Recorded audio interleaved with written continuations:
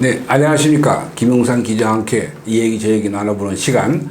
오늘은 내년 4월 15일, 그러니까 6개월이 조금 더 남았군요. 치러질 제21대 총선의 전망을 한번 김용상 기자와 함께 얘기해 보겠습니다. 그런데 이렇게 우리가 먼저 그 구독자 여러분에게 어떤 핑계라고 그렇게 변명부터 해야 되는 게 윈스턴 처칠이 유명한 얘기를 했죠. 그러니까 윈스턴 처칠이 2차 대전의 승리로 이끌고 나서 안타깝게도 자기한테는 승리에 갖은 노력을 다해서 2차 대전을 이겼는데 그 직후에 치른 총선거에서 야당이 노동당의 클레멘스 애트리한테 정권을 뺏겼잖아요. 그러고 나서 한 유명한 얘기가 정치에 있어서 일주일은 아주 길다. 막 변하니까. 그러니까 그렇게 일주일 단위라면 뭐 지금 또 선거 아주 많이 남았네요. 그러니까 저희들 예상이 틀리더라도 뭐 구독자 여러분 용서해 주시라고 생각하고 한번 얘기를 나눠보죠. 우선 집권당인 더불어민주당이 지금 상당히 그 여론의 포화를 받으면서도 한편 공천을 자기들도 해야 되니까 뭐 다선 의원 뭐 배제다 하면서 신인들에게 가점이라고 그럴까? 가산점, 신인들의 가산점을 줘서 우대한다 이런 식으로 지금 아직 구체화되지는 않았지만 상당히 그 점은 이제 긍정적으로 평가할 대목도 있어요. 어떻습니까? 더불어민주당부터 한번 예측을 한번 우리가 해보죠. 어떻게 보면은 이 선거 캠페인이라든지 뭐 정치적인 어떤 그 리듬을 타는 이런 능력이라든지 그리고 이슈를 선점하는 이런 면에서 보면 더불어민주당은 상당히 프로에 가까운 모습들을 보이고 있고요. 벌써 이제 뭐 프로의 모습들을 보이고 있지 않습니까? 뭐 다선 의원들 다 이번에 공천을 안 주겠다라든지 또 한 가지는 그 더불어민주당의 가장 큰 장점은 뭐 상당히 그 뭔가 인비저블 핸드 보이지 않는 손 같은 게 있는 것처럼 뭐 그렇게 하면 또 뭐 조금 와글와글 하다가 또 거기에다 또 따라요. 그게 이제 전체주의와 자유민주주의의 가장 그 다른 점 아닌가. 자유한국당은 이게 자유민주주의자들이라 그런지 뭐 와글와글한데 여기는 일사불란해요. 이게 뭐냐. 또 하나는 확고부동한 우군 세력들을 뭐 어떤 평지풍파가 일어나도 지지를 해줄 수 있는 아주 확고부동한 지지 세력을 가지고 있는 행복한 정당이라는 것이죠. 그러니까 시중에서 하는 얘기를 빌리면 노파라든가 문파, 또 호남 지역이라든가 뭐 그런 거죠. 뭐 1번이 이제 호남이고요. 뭐 호남에서 거의 뭐 90% 이상의 표가 나오는 역사상 가장 그 행복한 정당. 두 번째로는 몇백만 명에 달하는 민노총 세력. 세 번째는 아주 탄탄한 기반을 가지고 있는 전교조 세력, 뭐 이런 그리고 뭐 기타 등등. 이렇게 따지면 선거가 다 끝난 것 같은. 뭐 이제 뭐 더 이상 선거를 해볼 필요도 없는 것 같은 생각이 들 정도로 그리고 뭐 호남 출신들이 지금 호남 지역에만 모여 살고 있는 게 아니라 수도권에도 또 지금 뭐 거의 상당 부분을 차지하고 있기 때문에 수도권에 미치는 그 호남 지역의 그 출신들의 판세 이런 것도 보면은 이제 그야말로 역대 정당 중에서 매우 행복한 뭐 자유한국당은 확고부동한 뭔가 우위를 점할 수 있는 곳은 뭐 TK 지역이라고 하는데 거기도 뭐 예전 같지가 않고 지난 뭐 지자체 선거 때 보면 심지어 박정희 대통령의 고향 구미시장까지 다 뺏겼잖아요. 그렇죠. 이런 걸 보면 이제 자유한국당은 거기에 비하면 굉장히 좀 불리한 모습을 보이고 있고요. 좀 벌써 이제 이 총선이라는 건 사실 지금 이렇게 예측을 한다는 거는 그야말로 안개 속에서 뭐 더듬더듬하는 수밖에는 없는데 왜 앞으로 우리가 여러 번 또 얘기하겠죠. 가장 중요한 게 이제 그 선거법이 크게 바뀔 것 같습니다. 이 패스트트랙 안에 들어가 있는 다시 말씀드리면 지역구 의석을 많이 줄이고 비례대표 의석을 늘리는 제도.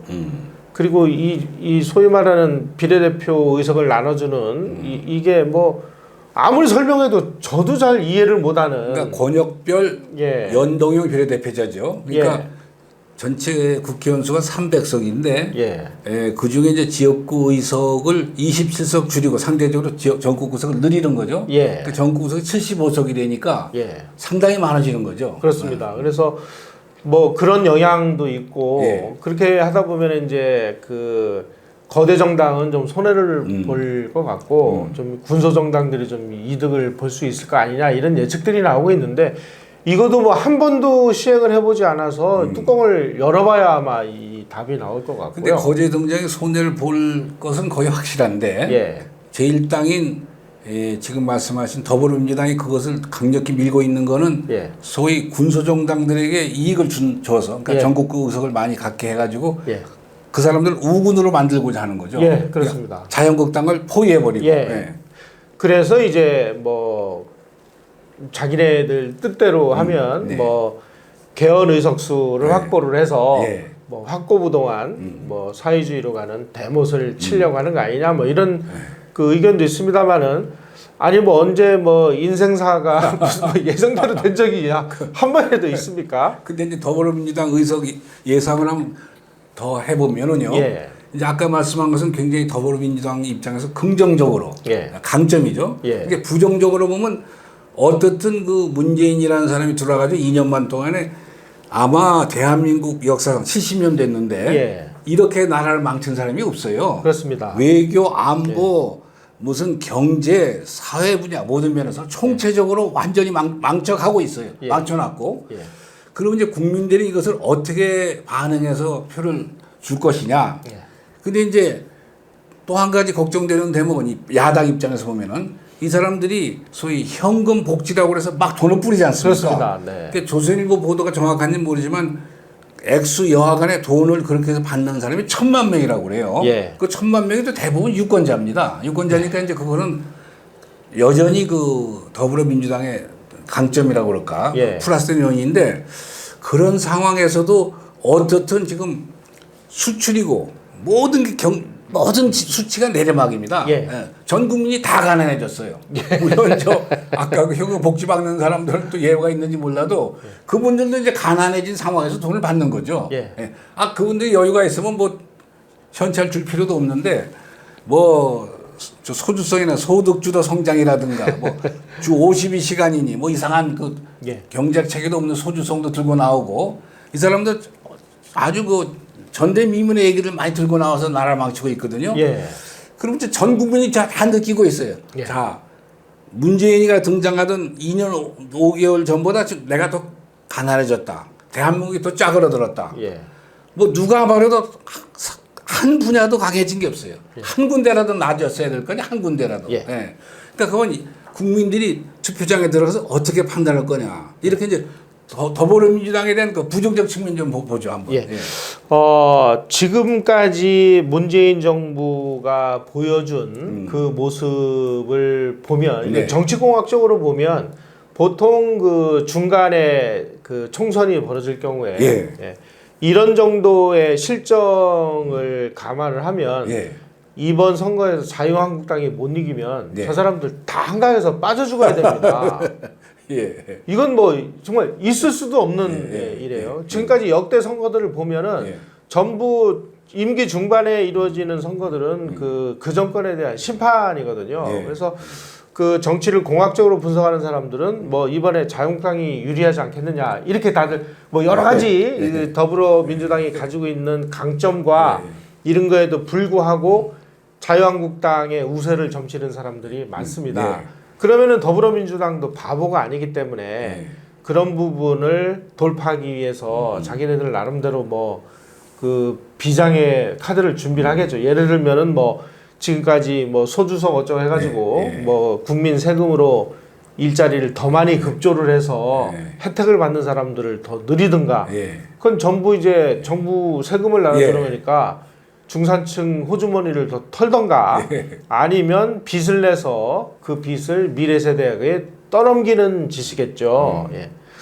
또 한 가지 변수는 이제 그 미국 정상회담 카드하고 문재인 대통령이 늘 그리워하는 김정은과의 정상회담이라든지 뭐 이런 여러 가지 뭐 자기네들 나름대로 뭐 뭔가 돌파를 할 수 있는 뭐 이런 그 일종의 정치적 꼼수들을 많이 그 준비를 하겠죠. 그런데 이제 국민들이 이제 속을 만큼 속았고, 아니 지금 뭐 먹고 사는 문제가 해결이 안 되는데 뭔들 지금 뭐 무슨 소리가 들어오겠습니까? 그래서 그런 그 원초적인 그 마음을 그냥 표로 표출하면 진짜 뭐 우리 우파 시민들이 한번 기대해 볼 수도 있지 않나 하는 생각이 드는데, 또 이제 뭐 이 사람들은 그냥 우리가 알고 있는 인간 반열하고는 다른 사람들입니다. 그래서 뭐 혹시라도 일부 우파 시민들께서 우려하는 뭐 개표 부정이라든지 뭐 이런 걸 저지르지 말라는 보장도 없고, 그래서 좀 걱정은 좀 됩니다. 많은 사람들이 이 지금 현 정부는 지금 말씀한 대로 부정선거를 해서라도 정권은 안 놓을 거다. 안 놓을 거다. 뭐 예, 이런 예, 얘기들 예, 많이 하잖아요. 예, 예. 그 정도로 이 정권에 대한 신뢰를 안 하는 거예요. 예. 이 정권들의 그 어떤 준법 정신이라 그럴까. 예. 민주주의에 대한 신봉 예. 이런 게 없는 것 같로 단정하는 거죠. 국민들이. 아직 총선이 뭐 한 6, 7개월 정도 남아있기 때문에 예. 그 안에 무슨 일이 또 어떻게 벌어질지, 예. 뭐 한국의 1년은 뭐 세계의 10년이라고 하는데 예. 따지고 한국의 1개월은 세계의 1년 아닙니까? 예. 그러니까 이 남은 7개월 안에 또 무슨 평지풍파가 어떻게 일어날지 우리나라 국민들은 그야말로 하루도 마음 편한 날이 없이 내일은 또 무슨 일이 벌어지지는 않을까. 근데 이제 더불어민주당 얘기에서 예. 자유한국당 제1야당의 경우를 조금 더 계속하면요. 예. 이제 공천이란 게 어차피 정당마다 있기 마련인데 예. 과연 공천 과정에서 친박 비박 또는 이제 표현을 바꾼다면 지난번 탄핵에 찬성한 네. 그 당시 한나라당 의원 예. 또 탄핵에 반대한 한나라당 의원 예. 또 이제 밖에 나가서 조원진이 홍문정이가 뭐 우리 공화당이라는 걸 만들어 놓고 있는데 예. 그 사람들은 우리 공화당 입장은 그 군소정당이니까 예. 패스트트랙에서 그 아까 말한 그 선거법 예. 그러니까 이제 전국구를 늘리는 예. 그리고 저 연동형 비례대표제 이쪽을 찬성하는 입장이어서 예. 보수 대연합을 한다고 그러면 자유한국당과 그 점에서 다르지 않습니까 입장이? 다릅니다. 네. 네. 그럼 과연 저 보수 대연합이 제대로 될 거냐? 그리고 또 이제 뭐 안철수, 유승민의 제3 신당설도 나와 있고 예. 이런 거는 어떨까요? 예. 그러니까 그런 거를 한 방에 무력화 시킬 수도 있는 뭔가 막 큰 그야말로 눈에 보이지 않는 뭔가 막 그 뭐가 닥쳐오고 있는 것 같은 느낌이 들어요. 지금 왜 그러냐면 지금 문재인 대통령이 유엔에까지 가서 저런 얘기들을 하고 평화 경제를 또 떠들었더라고요. 예, 예.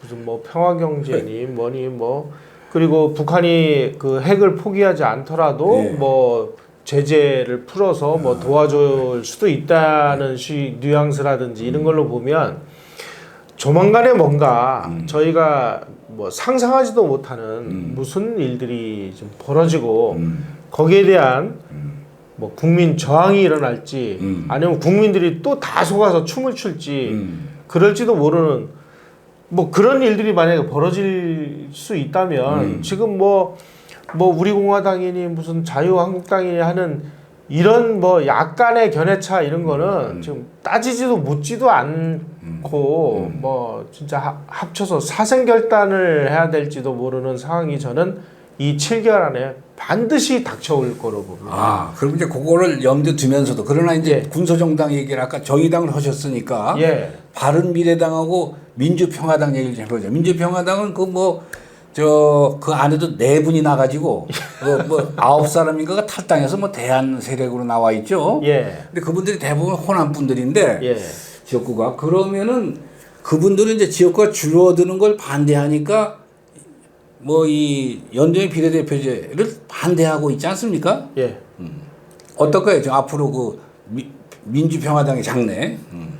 지금 뭐 민주평화당뿐만이 아니고요. 예. 지금 뭐 바른미래당도 지금 예. 뭐 좀 쪼개졌죠. 예. 예. 언제 무슨 일이 벌어질지 모르는 상황이고. 예. 그래서 이게 이제 패스트트랙이 예. 아마 뭐 거의 뭐 통과되는 걸로 지금 예. 얘기들이 되고 있어서 예. 패스트트랙이 그 될 경우에 이제 막 그 이합 집산이 한 번은 이루어질 겁니다. 근데 언제 어떻게 이루어질 거냐? 이 부분은 정말 모르겠어요. 아.